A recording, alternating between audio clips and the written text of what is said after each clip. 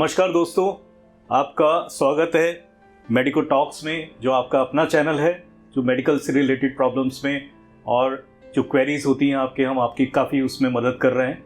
उसी सीरीज़ में आज हम मिलने जा रहे हैं doctor Sarju. He is a chief cardiac surgeon, is a renowned cardiac surgeon of north India. मैं थोड़ा और इनके बारे में बताना चाहूँगा।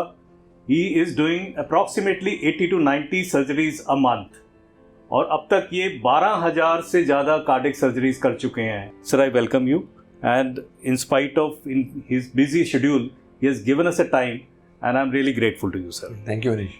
Thank you sir. एक छोटा सा प्रॉब्लम जो आजकल सब लोग फेस कर रहे हैं in their day to day life, whether the person is doing treadmill या सड़क पे चल रहा है या डांस कर रहा है या कोई भी एक्टिविटी कर रहा है, उसको कार्डियक अरेस्ट हो रहा है। तो सर उसका बेसिक कॉज क्या है?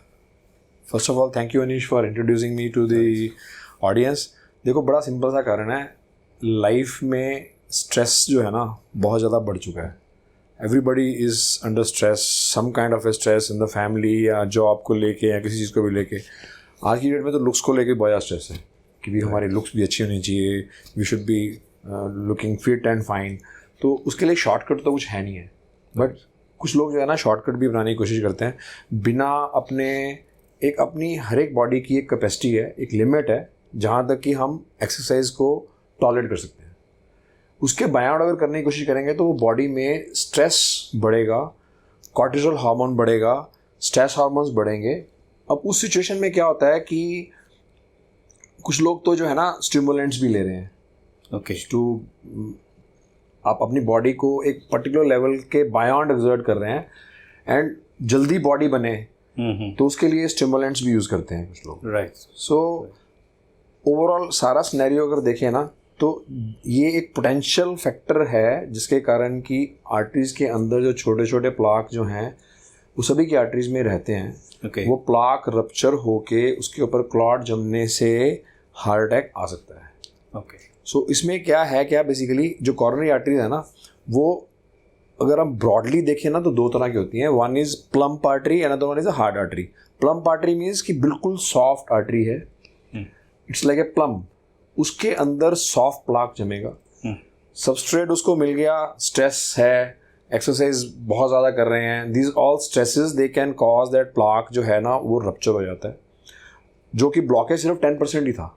राइट। सो उसको कोई सिम्टम्स कुछ नहीं है। Right. लेकिन वो 10% ब्लॉकेज वाली आर्टरी का जो प्लाक अगर रप्चर करेगा तो with in half an hour उसके ऊपर क्लॉट जम के वो 10% जो है ना वो 100% हो जाएगा। ओके। वो 100% हो गया तो वो आर्टरी अगर बंद हो गया तो वो पेशेंट, जो बंदा सो कॉल्ड हेल्दी है, सुनने में ये है कि ये बिल्कुल हेल्दी थे, कोई प्रॉब्लम थी ही नहीं, and he is no more. So the reason is very simple. 10% से ब्लॉकेज 100% हुआ, 100% होने पे हार्ट अटैक हुआ, and वो अगर immediately if it is not taken care of, then person can die because of a acute heart attack. Okay. So plump arteries, Right. with just 10% block, ठीक है sir. in presence of a substrate एक ऐसा जिसमें कि stress involved है, आप gym करने की कोशिश कर रहे हैं, आप ड्रग्स ले रहे हैं या स्टिमुलेंट्स ले रहे हैं, तो you are more prone for a heart attack in a normal situation also. Okay. So underlying block तो बहुत कम रहा, लेकिन हार्ट अटैक हो सकता है। Right sir. और यही हुआ है। Yes sir. ये कॉमनली जो है सुनने में यही आया है जो है। राइट। डॉक्टर साहब, बहुत अच्छा आपने information the.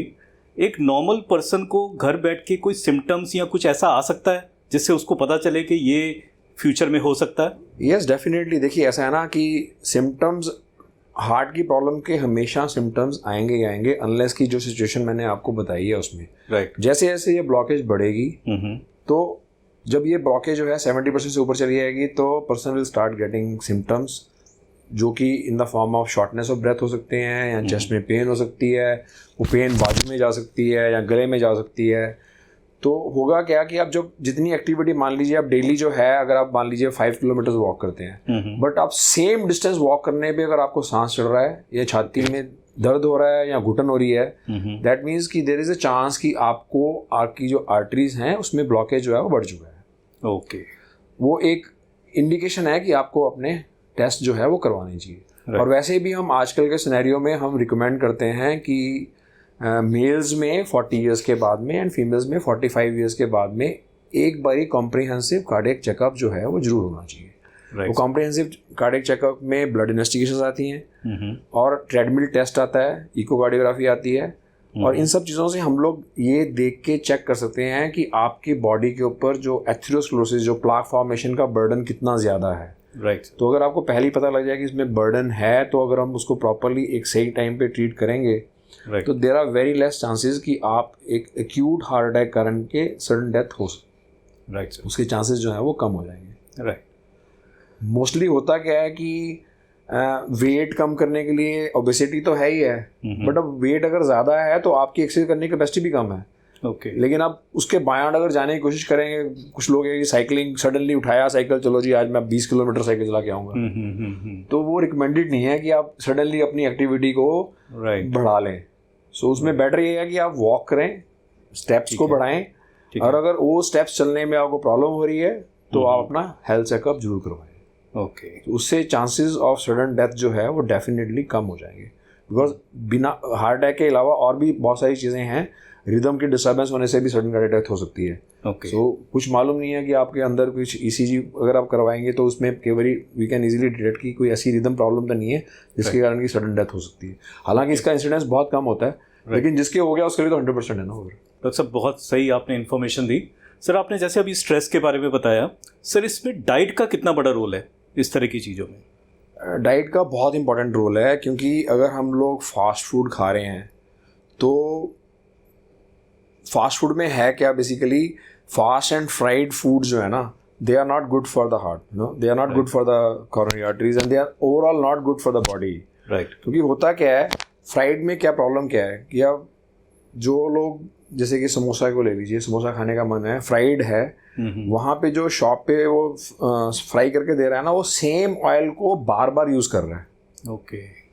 So that oil जो कि बार बार यूज़ करके आप उसको फ्राई कर रहे हो ना, उसमें जो फैटी एसिड्स है ना, वो हार्मफुल फैटी एसिड्स होते हैं। उससे प्लाक्स जो हैं, एथेरोस्क्लेरोसिस जो है ना, वो इन्हांस होता है। सो सिमिलरली फास्ट फूड में जो फूड है वो it's not healthy, it's unhygienic, you no.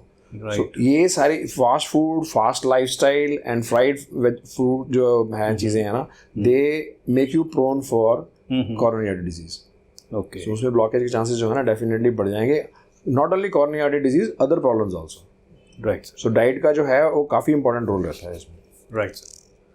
Doctor साहब एक बात बताइए, जैसे किसी पर्सन को, जैसे हम रोज़ देख रहे हैं डांस करते हुए या ट्रेडमिल पर ऐसा कुछ हो जाए, तो जो उसके आसपास के लोग हैं, क्या उसमें कुछ ऐसा इमरजेंसी में हम कुछ कर सकते हैं ऐसा कि पेशेंट को हम बचा सकें?